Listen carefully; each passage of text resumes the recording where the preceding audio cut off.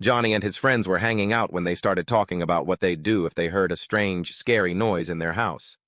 Sarah said, "If I hear a noise, I grab my phone, call the cops, and hide under my bed until they get there." Billy grinned. "I'm grabbing a bat and yelling, 'Who's there? You picked the wrong house!' Then I'll check every corner like I'm on a spy mission."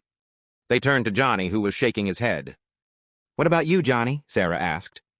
Johnny replied, "If I hear a strange noise, I'm out. No questions, no checking. I'll be texting you guys from down the street like, 'Yo, you good in there?' I'll figure it out after I'm safe." Billy raised an eyebrow. "You wouldn't check?" Johnny shrugged. "Check?